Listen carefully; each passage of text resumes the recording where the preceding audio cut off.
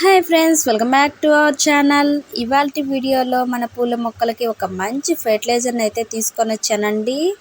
మన పూల మొక్కలు అనేది 1-2 పూలు పూస్తుంటాయి. అందులో కూడా చిన్న చిన్న సైజులో పువ్వులు పూస్తుంటాయి.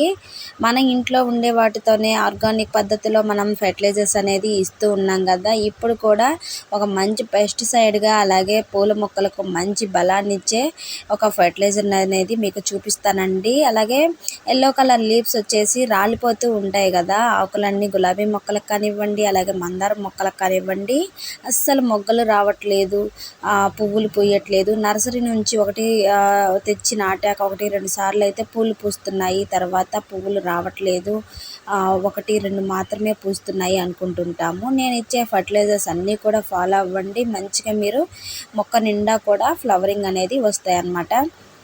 నేను ఇచ్చే ఈ ఫర్టిలైజర్ కూడా మన మొక్కలకి చాలా బాగా పనిచేస్తుందండి, పెస్టిసైడ్గా అలాగే మంచిగా పువ్వులు పూయడానికి.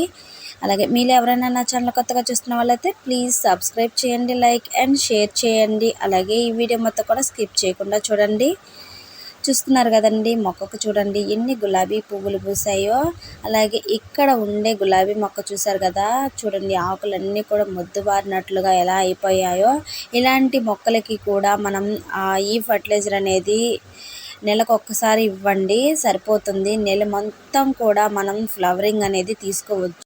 మన పూల మొక్కలకి ఎన్నో మినరల్స్ ఉన్న మంచి పోషకాలు ఉండే మన ఫెర్టిలైజర్స్ అనేది ఇస్తూ ఉండాలండి. మనకి ఎప్పటికప్పుడు మొక్కలు అనేది హెల్తీగా అలాగే కేరింగ్గా కూడా చూసుకుంటూ ఉండాలండి. అందులో గులాబీ మొక్కలు అంటే మాత్రం చాలా కేరింగ్ ఉండాలన్నమాట.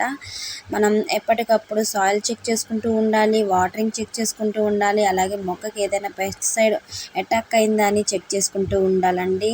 అప్పుడే మనకి మొక్కకి ఏదైనా అటాక్ అయినప్పుడు వెంటనే మనం దానికి రెమెడీ ఏదో ఒకటి చేస్తూ ఉండాలన్నమాట. లేదా ఎల్లో కలర్ లీవ్స్ వచ్చేసి రాలిపోతూ ఉన్నాయి అనుకోండి, వాటికి ఏదైనా కానీ మనం స్ప్రే చేస్తూ ఉండాలి. లేదంటే డైబ్యాక్ సమస్య అనేది ఇప్పుడు మొక్కలకి ఎక్కువ వస్తుంది కాబట్టి మనం వాటికి ఏదో ఒకటి స్ప్రే చేసుకుంటూ ఉండాలి. అలాగే ఫర్టిలైజర్స్ కూడా మంచి స్ట్రాంగ్ ఫర్టిలైజర్స్ కూడా ఇస్తూ ఉండాలి. అలాగే డ్రైనేజ్ హోల్ అనేది కూడా చెక్ చేసుకుంటూ ఉండండి మంచిగా. ఒకవేళ బ్లాక్ అయిందంటే మాత్రం మొక్కలు అనేది చనిపోయే అవకాశం ఉంటుంది, వేర్లు అనేది కుళ్ళిపోయి చనిపోయే అవకాశం ఉంటుంది. ఎక్కువ తేమ అనేది అస్సలు ఉంచకండి మొక్కల్లో. అలాగే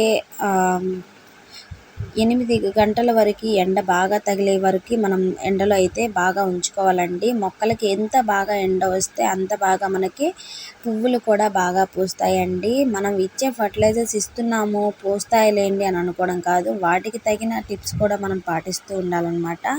ఇప్పుడైతే మనం ఒక మంచి స్ట్రాంగ్ ఫర్టిలైజర్ని అయితే చూసేద్దామండి. ఇది నెలకు ఒక్కసారి ఇవ్వండి, నెల మొత్తం కూడా మనకి ఫ్లవరింగ్ అనేది పిచ్చగా పువ్వులు అనేది పూస్తాయి అన్నమాట. ఇది వచ్చేసి మన ఇంట్లో కాకరకాయలు అనేది ఉంటాయి కదండి, ఇలా కాకరకాయ అనేది తీసుకొని ఆ లోన గింజలన్నీ తీసేసుకొని ఇలా మొత్తం కూడా పేస్ట్ చేసేసుకున్నామండి. మన ఇంట్లో సాధారణంగా ఉంటాయి, లేదంటే గార్డెన్లో కూడా కాస్తూ ఉంటాయి కదా, అవి తీసుకున్నాను అనమాట. మనకి చాలా బాగా యూజ్ అయ్యే పెస్టిసైడ్గా చాలా బాగా పనిచేస్తుందండి ఇది పూల మొక్కలకైతే. చూసారు కదా, ఇది ఫర్టిలైజర్కి ఇవ్వచ్చు. అలాగే మన మొక్కలకి మీకు టైం ఉండి మీరు ఇట్లాగే వడకట్టేసుకొని మొక్కలకు కూడా బాగా స్ప్రే చేసుకోండి. ఇప్పుడు ఈ ఫర్టిలైజర్ వచ్చేసి మనం అంత తీసుకున్న తర్వాత ఒక 5 లీటర్ల వాటర్లు అయితే యాడ్ చేసుకున్నానండి. 5 లీటర్ల వాటర్లు అయితే సరిపోతుంది మనకి. ఇంకా ఎక్కువ తీసుకున్నామంటే ఇంకొక 5 లీటర్ల వాటర్లు అనేది యాడ్ చేసుకోవచ్చు. ఇలా అన్ని మొక్కలకి మీరు ఇవ్వచ్చు అనమాట. ఏ మట్టిలో అయితే ఫంగస్ అనేది ఉంటుందో అది నివారిస్తుంది. దీనికి ఫర్మెంటెడ్ ప్రాసెస్ అనేది ఏమీ ఉండదండి, చాలా ఈజీగా చాలా సింపుల్గా మన పూల మొక్కలకి అన్నీ కూడా ఇవ్వచ్చు. మీకు టైం ఉండి మీరు స్ప్రే బాటిల్లో వడగట్టుకొని స్ప్రే బాటిల్లో మొక్కలన్నీ కూడా ఒకసారి స్ప్రే చేయండి. మొక్కలకి ఎటువంటి అయినా ఎల్లో కలర్ లిప్స్ కానివ్వండి, డైబ్యాక్ సమస్య కానీ ఇలా ఉన్నప్పుడు మీరు అందులో కొంచెం పసుపు యాడ్ చేసి మీరు మొక్కలన్నీ కూడా బాగా స్ప్రే చేసేయండి. ఆకు కూడా తడిసేలాగా స్ప్రే చేసేయండి. ఎక్కువ మోతాదులో మనం ఇవ్వాల్సిన అవసరం లేదు. చూసారు కదా, నేను చిన్న కూర గిన్నె నిండా అలా ఇచ్చానన్నమాట. ఇలా అన్ని మొక్కలకి కూడా ఇది పెస్టిసైడ్గా, అలాగే మొక్కలకి మంచి బలాన్ని కూడా ఇస్తుంది కదా. మనం ఎక్కువ మోతాదులో ఇవ్వాల్సిన అవసరం లేదు. ఇది మార్నింగ్ టైంలో కానీ ఈవినింగ్ టైంలో కానీ ఈ ఫర్టిలైజర్ అనేది ఇస్తూ ఉండండి.